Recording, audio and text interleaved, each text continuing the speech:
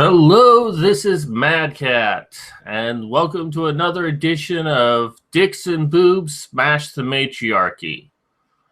Well, today it's only going to be Dicks that smash the Matriarchy, as Boobs cannot make it.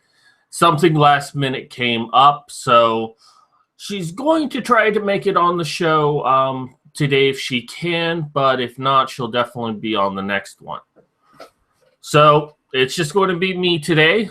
Kind of like my Smash series. So let's go ahead and get the show started today.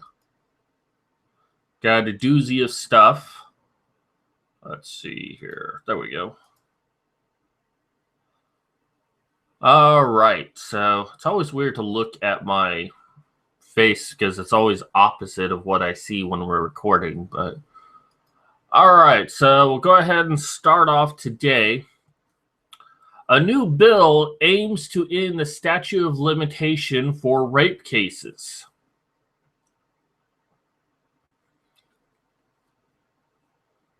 Hold on a sec. And I need to stop presentation just one moment. I apologize for this. Because of the delay of everything, I didn't get a proper time to set up.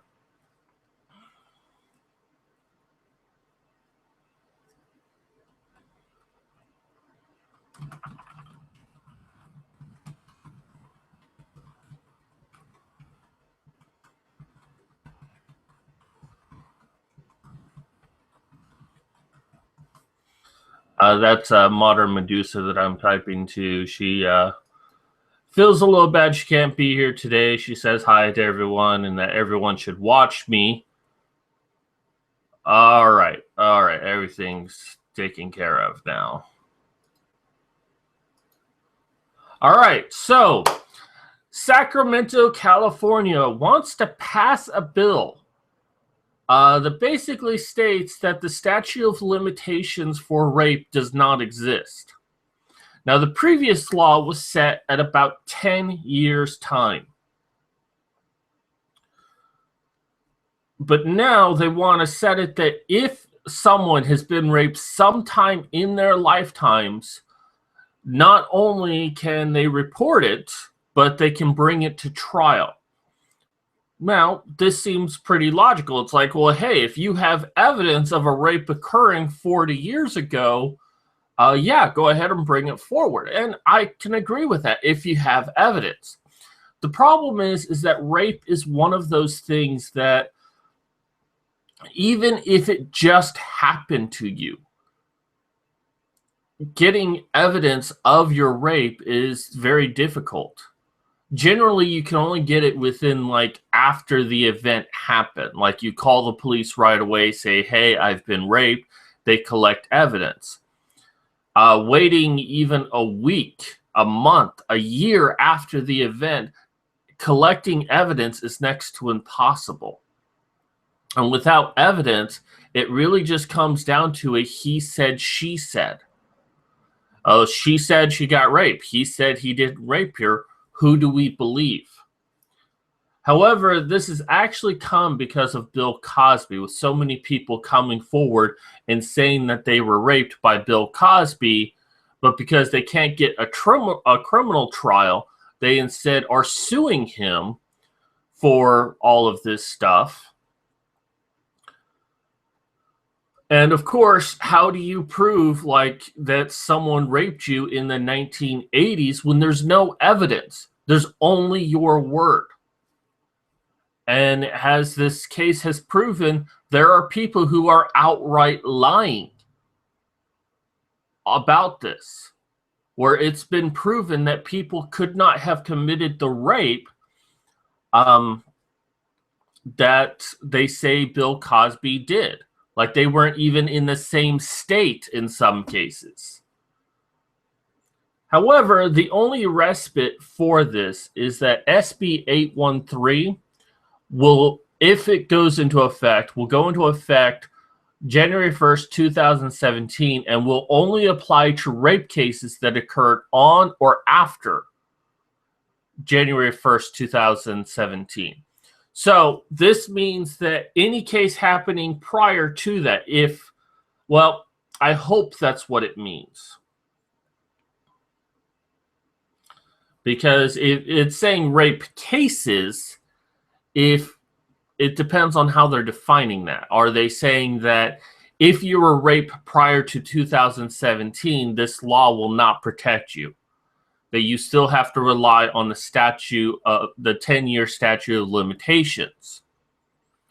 Or are they saying cases that have already been brought up and either got a conviction or were closed or past the 10 years of statute of limitations? Like prior to this, I had reported on a rape that happened 10 years ago and then told that I couldn't do anything about it. And with it coming up on January 1st, I can't re-report it because I've already reported it. Which means that if I didn't report my rape until after this date, I could still bring it forward. So I'm not sure what it exactly means in that instance. I can only hope that it applies to rapes themselves, that if a rape occurred on that date and after, it doesn't have a statute of limitations. It's still bullshit either way, but at least that's a small silver lining in this perpetual fucked up cloud. The thing is that we have seen witness to women lying about rape.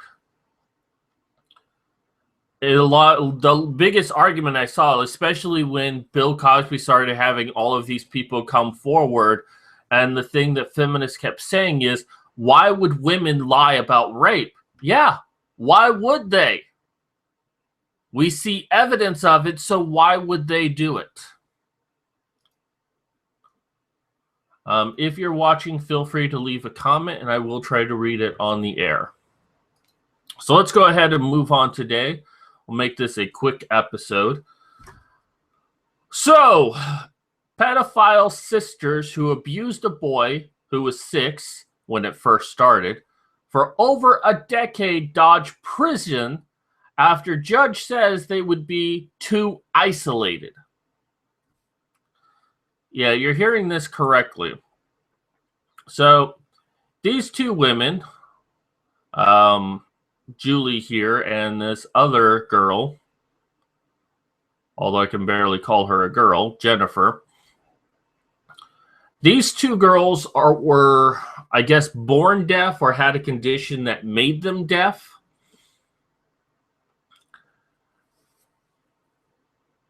But they're also pedophiles.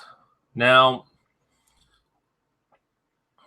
let's get the facts here. So Julie was found guilty following a trial incident assaulting the boy between the ages of 6 and 9 from October 2000 to April 2004, and sexual activity with the same child between the ages of 13 and 17, October 2008 to October 2010. So she sexually assaulted him from the ages of 6 and 9, and then later had sex with him between 13 to 17 years old. Now, Jennifer admitted indecency with the child under 16 from October 2000 to April 2004, and incited a male child between 13 to 17 to engage in non-penetrative sexual activity between 2008 to 2010. But they were spared a jail sentence. Now, I want to jump down to Judge Jukes, and what he said, because it's a very telling thing. This is a depressing and disturbing case. You, Jennifer, were 10 years older than the victim, and the abuse was limited to masturbation in front of him and getting him to masturbate in front of you.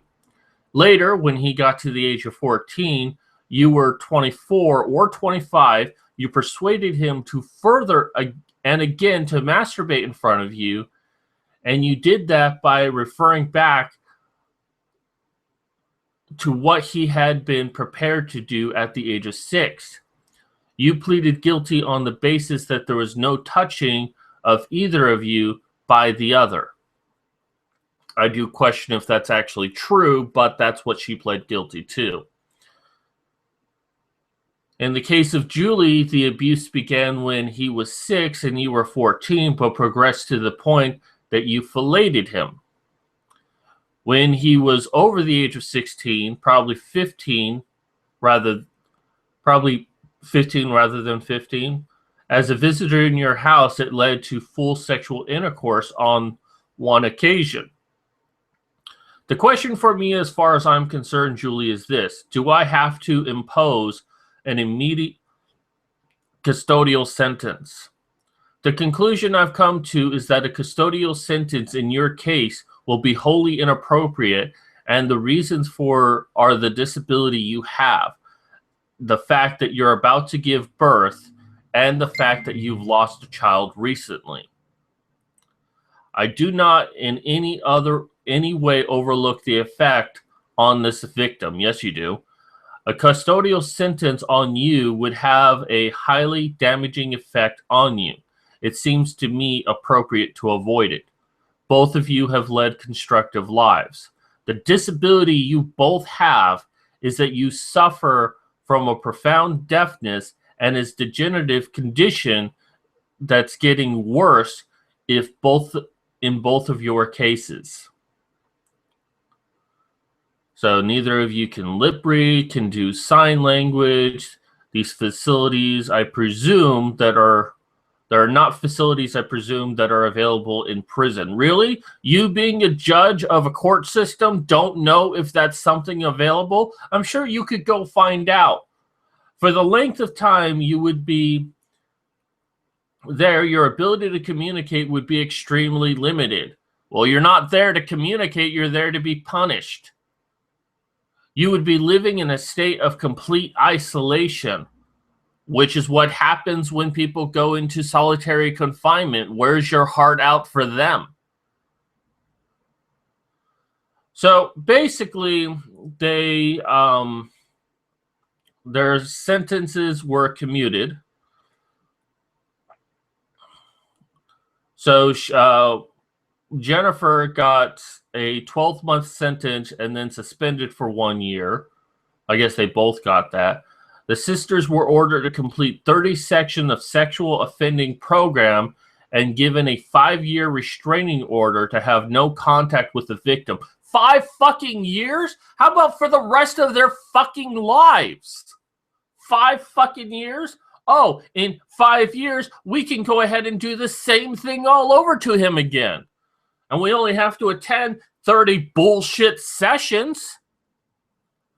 And I'll tell you what I think this actually is. I don't think it's their deafness that got them out of jail. I just think that's the excuse given. I think it's because they're female.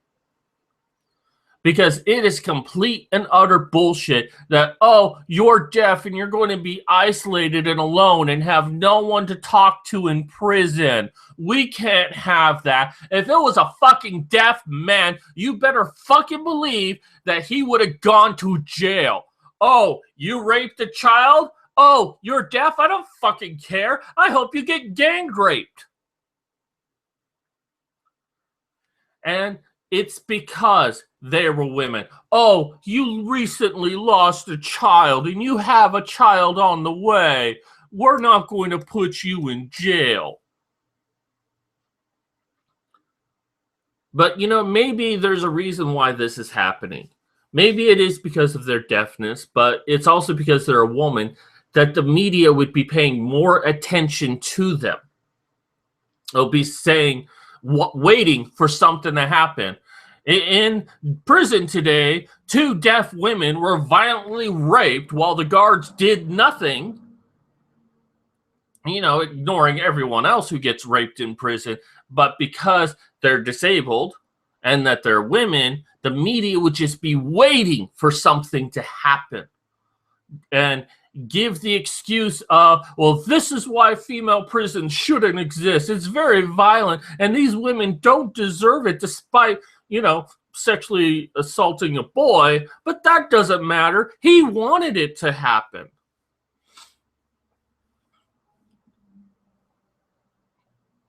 If it was a man, it wouldn't have mattered one way or another.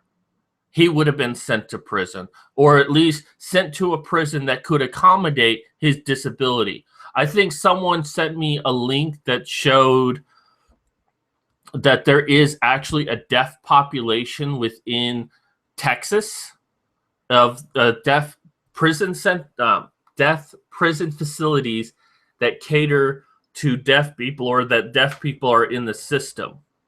And if the UK, for whatever reason, was not adequate for people with disabilities, which is bullshit, they could have sent them to the United States. Oh, we made a deal with the United States that we're going to house the two of you in the state of Texas. I don't know, something. Or put them into a mental institution. You're going to be in a mental institution for the next 10 years of your life. You know, something other than we're letting you go. They're not even on fucking probation.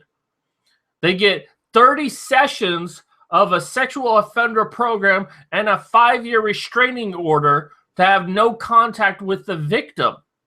That's it. That's their punishment. Oh, I guess Julie was handed a 2-year prison sentence and then suspended for 2 years. So otherwise would have had to have prison time.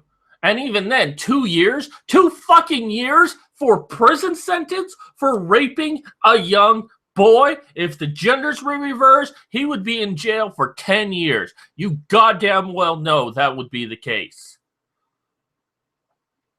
This is the problem here.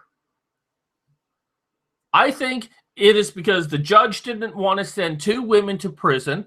He was probably told, don't send them to prison, because the media would be waiting for something bad to happen to 2 deaf women in prison. And basically just like, oh, you live productive lives and you have children. It's like, aren't you fucking worried about that child being raised by these 2 harpies? Aren't you at least the least bit worried that they could do the same thing to this child that they did to this 6-year-old boy? And, you know, it's not even like you can use the excuse of, well, you know, she was under the age of 18. She wasn't fully mature yet, because she did it years later when she was an adult. This is just an excuse not to put women in prison and use the issue of her being deaf. Because once again, if it was a man, it wouldn't make a difference. It wouldn't matter what condition the man was in, except for if he was not mentally cognizant to stand trial. If it was shown that he could not understand right from wrong, that would be the only exception. Even then, he'd be put into a mental institution. But, oh God, if a man was deaf, it wouldn't have mattered.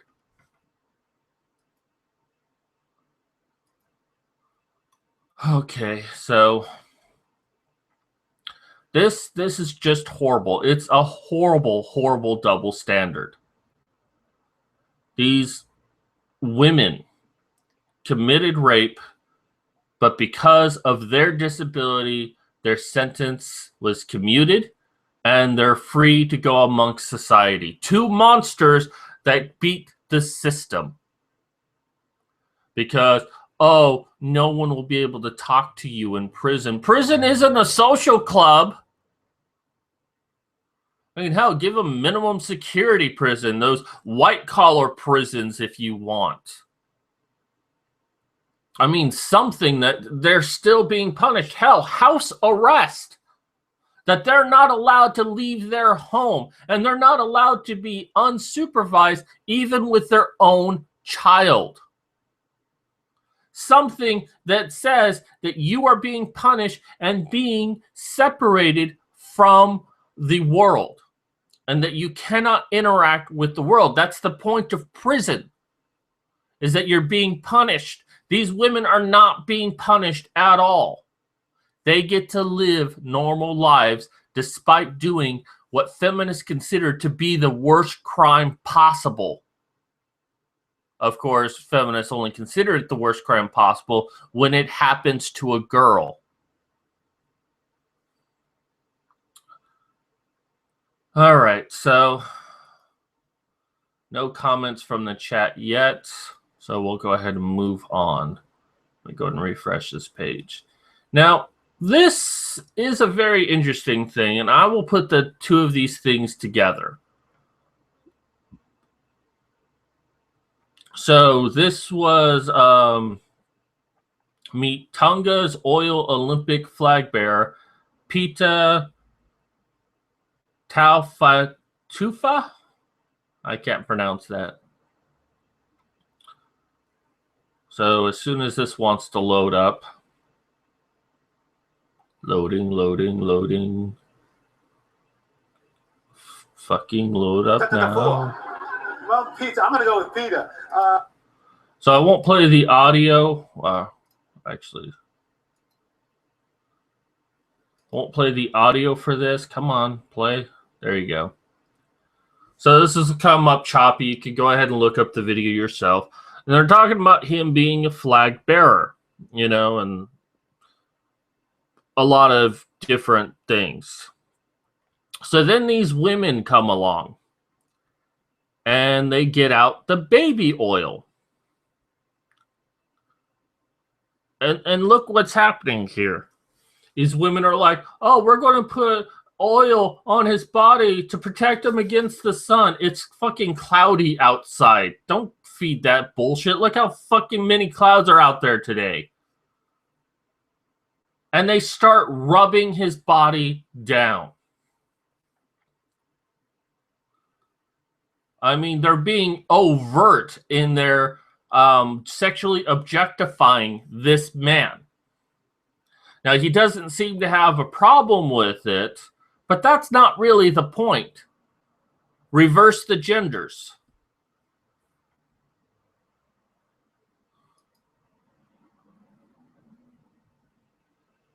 Hold on, I'll just exit out of this. Reverse the genders around. If you reverse the genders, then it's like these men rubbing oil on a woman on national television. And she could even be like, rub oil on me. And you better believe that feminists would have such an issue with this. There'd be cry of misogyny and internalized misogyny, institutionalized misogyny. It would just be misogyny left and right. It would, but if it's women doing it to a muscle-clad man, it's perfectly okay. No one cries foul to this. He's being sexually objectified. The thing that feminists hate the most, it's okay because it's happening to a man. Now, let's go ahead and talk about this article. Which of these men should be banned? Okay, so we've got a couple of men. Who should we ban? And in all honesty, what this is saying is that, you know, based on looks alone, which man should be banned? Like, we should put them in the ban list. Maybe they're on Twitter, maybe they're on Facebook, maybe this or that, but whatever, based on their looks alone. Well, I don't know, he's a minority, so he should be protected, but that's a white guy. Woo, check out that neck beard. And there's a black guy here, another white guy, white guy, white guy, white guy, white guy, white guy. I'm guessing Hispanic? He doesn't look Asian, though, but Hispanic? I mean, hell, even in BuzzFeed's little thing, there's 9 people, and only 2 of them are minorities. 2 out of 9. But of course, this is about banning people. So obviously, BuzzFeed wouldn't want us to ban a black guy, right? He's a minority. He's a protected class. Okay, let's go ahead and choose a black guy. Yes, you picked the right man to ban. Wait, what? A black man being banned? Kevin thinks that domestic duties are the primary concern of women and refuses to do anything that he considers to be women's work. Okay, something is wrong here. I mean, BuzzFeed is always telling us about, oh, fuck.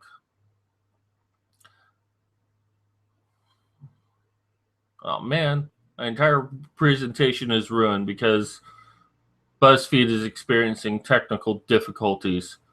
Boo on you. Boo. Oh, wait. It's loading up again. Okay.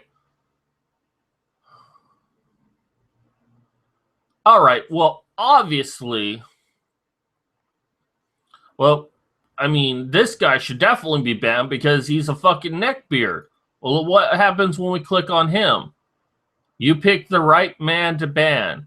Toby loves explaining things to women in great detail, especially if the woman hasn't actually asked him to do so and has a far greater understanding of the subject than he does. Okay, so that seems to support the feminist narrative that a geeky guy with a neckbeard that probably lives in his mama's basement is a man you should ban. But what about this guy right here? He's a minority. He looks a little bit on the effeminate side. He's all well-dressed and well-groomed. I mean, he would be the poster child for male feminist. Let's see about him. Wait a minute. I'm noticing a pattern here. Jim likes to make offensive jokes, and if anyone gets upset about it, he tells them that they're oversensitive and ought to lighten up. Oh, I see what you're doing, BuzzFeed. No matter which one we click on, it is the right answer. Well, I mean, race is no longer a point of contention. I mean, you only have two people that are considered a minority. And even some of them, you know, don't look... Oh, well, I'm not going to judge anything about their looks. I mean, I was kind of kidding about him being effeminate, but... I mean, the only commonality between all of these men is the fact that they have a penis. That's it. And BuzzFeed is telling us that we should ban men for being men. It's not even just their looks. If you're a man, if you have a fucking penis, you're not allowed to have a voice.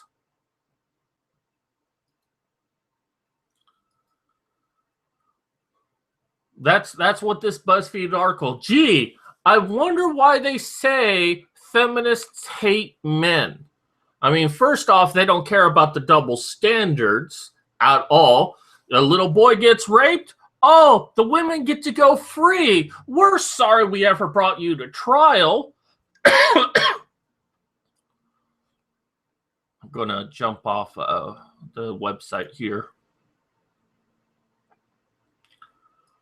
Stop. All right. So we're sorry that we put you through the court system. You can go free now. Oh, man oiled up on live TV. Oh, by like, I don't know, those look like cougars in all honesty. Like they were like 20 years older than him. It's like, well, that's perfectly okay. But if it was a woman, we'd have a problem with it. And we should just ban all men. Men shouldn't have the right to any, you know, individual thought. They should only do what we say. Oh my God, it pisses me off so much, the double standard that just exists within feminism. And we try to point it out. And feminists just go with, well, not all feminists are like that. I don't believe that. Really? Demonstrate that you don't believe that. Speak out against these feminists that are doing shit like that. Well, I don't think anyone takes them seriously. Yeah, people do take them seriously. Oh, this is just this is why feminism is a farce. All of this. You are going to allow women, you're going to encourage women to report false claims of rape, because now in California, or I hope this doesn't come to be, but the strong possibility that, you know, if you ever had rape committed against you, and we'll expand the definition of rape so almost anything can be considered rape, sometime in your entire life, you can bring it forward and go to trial and make it a he said, she said case. Because there would be no evidence. After 40 fucking years, there's no evidence. Now, if a person actually got raped, you know, my heart goes out to them, but you missed your opportunity to bring charges. Unless you have actual evidence that can prove that you were raped, you miss the window of opportunity. That's just the facts. It sucks, yes, but that's just the facts. Because how are we supposed to demonstrate that you got raped if the evidence is no longer there? Oh, excuse me. Oh, because you said it happened. And why would a woman lie about rape? Why would a woman ever lie about rape? We've seen plenty of examples of women lying about rape, and yet feminists will still go on, well, no woman would ever lie about rape. Oh, well, those are just the exception. Only 2% of cases are false accusations, which, of course, is just based on Brown Miller's book that says that, which was based on a conversation she had with a judge who was just saying an anecdote of only 2% of my cases are false rape. And this was back in the fucking 70s.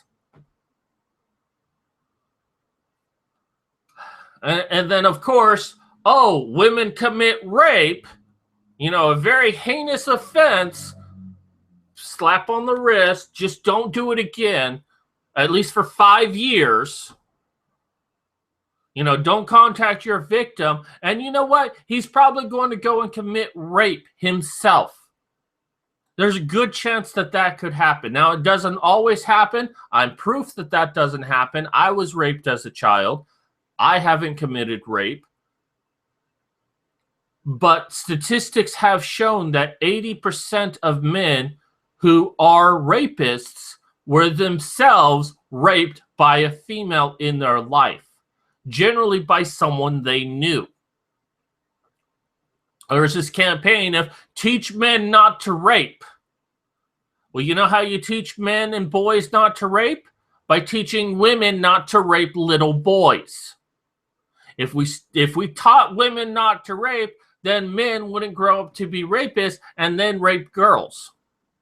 You never hear that campaign, do ya? Do ya? No, you don't. Because that doesn't support the feminist narrative. And when this boy grows up and becomes a man and starts raping little girls, he can't use the excuse of, I was myself raped and this is all I know. It's going to be, oh, this is proof of rape culture.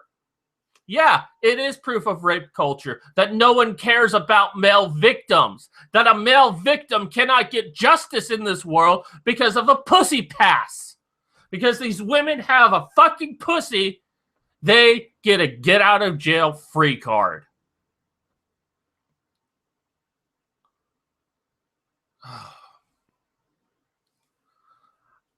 It just really pisses me off. And this is why I do what I do, because someone needs to speak for the male victims out there. Because the court system that we've put together hasn't done a good enough job. Now, I'm not saying that we should take justice into our own hands. We still need to rely on the court system, but we need to push for changes within the system. Because all-out vigilantism is always a bad idea. I'm against that. I don't like the court systems. I don't like how it runs things, but I'd rather work on changing that system than to take the law in our own hands. I do not support that in any way because it might seem like a good idea at first, but people are easily corruptible. Even a system that we designed to serve the people became corruptible. What makes you think that we as individuals could do any better? Let me see if anyone's commented. Polaris, good to see you, sir. Humanity is a disease. The sooner you realize that, the better off you'll be. Humanity is a disease. But the thing is that humanity can cure itself. That's why I continue to do what I do, because I believe that there are those of us within humanity that is the antibody that can cure humanity itself. And it's going to take a very long time because it's a very big system. And that's why we need to start in the first world. The first world needs to lead by example. There are those of us that are egalitarian. There are those of us that focus on the men's rights that are being denied every single day. You know, we talk about this rapist who only got 6 months in jail and how everyone is so angry about that. And yet 2 women get to go free. Where's the outcry for that? Where's the outcry for the victim? Oh, because the victim wasn't a teenage girl, no one gives a shit. Dicks for president. Well, Richard Nixon is dead, so we can't have a dick for president. Get it, Richard Dick? Haha. When am I going to run for president? You know, I have a saying about that any politician wanting to run for president is immediately disqualified for the position because they're politicians. Oh, I don't. The best person for the job is the person who doesn't want the job. I don't want to be president, in all honesty, because of the way the system is set up. I mean, you wonder why the president uses executive orders, because he can't get the things done that he wants to do. By the way, Obama is not the only president to ever use executive orders. And in fact, both Clinton and Bush used more executive orders than Obama has. And the president with the highest record of executive orders is Teddy Roosevelt. Like a lot of executive orders. I'm not saying they're right, but it's just a bad job, in all honesty. You have all of this power and can't use it. And I've been in positions like that before, where supposedly I had all this power to do all of these things and people asking me to do stuff, and I couldn't do any of it because there was a policy in place that, you know, prevented my power. And that's what being the president of the United States is like. You know, you listen to Hillary and Trump talking about, I'm going to build a wall, I'm going to make things better for this and that, and, you know, whatever. They can't do half of that crap. First off, they have to get approval in Congress. Secondly, you know, they can't just make changes to, you know, every state in the United States. You need the Supreme Court for that.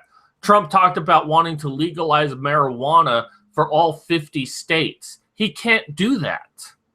The only way he could do that is if he brought a case to the Supreme Court and the Supreme Court decided that it was unconstitutional to criminalize pot, which you wouldn't do because there's nothing in the Constitution that states that, except for the pursuit of happiness, but you don't need pot for that. So, no, I don't want the job. I mean, I wouldn't mind the job of ultimate power if I actually got to wield ultimate power, but I wouldn't want the job of the president because that's not ultimate power. It's just a figurehead position.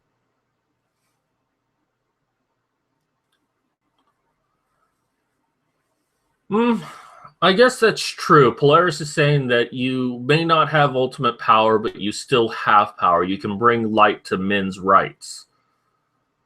The pursuit of dinkiness. And that's certainly true. Is that, you know, I could create commissions, I could create departments. And even if I got denied the opportunity to do that, you know, certainly it would still go in the news of president tried to create a department for men, just like for women, to be egalitarian, but the Senate denied his request. And that would be just as effective as actually putting one together. Hell, it would be even more effective if I got denied for that. Anyways, getting way off topic. Thank you, Polaris, for saying I should be president. But anyways, I'm going to go ahead and close up the show today. Unfortunately, we didn't have Modern Medusa with us today.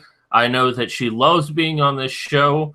So go ahead and send her a Twitter tweet, and it's like, we missed you on the show. Hope to see you next time. And it's like, we also missed the snake. Bring out the Gorgon. That sounds epic. Bring out the Gorgon. So yeah, go ahead and tweet to her. Let her know that you missed seeing her today, and I'm sure she'll appreciate all of the tweets. As for me, of course, check out my description box down below. You're going to go ahead and see all the articles we did today and the fun names that I like to give them. Also consider donating to my Patreon. It's primarily used for getting medical treatment for my disability. I only have like $5 a month right now. So, I mean, just giving me $1 for 1 month can actually help me out a lot. Not that I can really do much towards my medical costs for that, but maybe I can buy a candy bar. Because, you know, no matter how poor you are, you deserve a candy bar. But, you know, I also want to get a better computer because I am limited in the videos I can do. Like, I wanted to do a Bones video, like I wanted to analyze the Meninist episode. My computer couldn't handle all that rendering. So I want to get a better computer so I can do better videos, which I think would lead to, like, better things on YouTube, which could help me maybe make money so I can get medical help.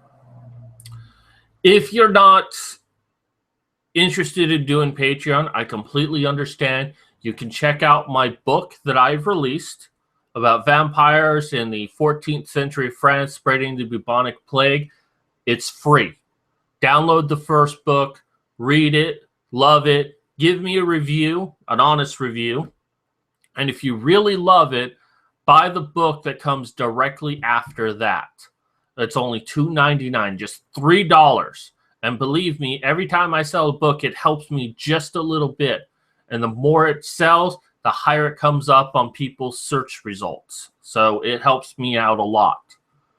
Anyways, that's going to do it for me today. Thank you, everyone who's come out. Can't weed be decriminalized on a federal level? I believe it's still illegal, but the feds aren't prosecuting.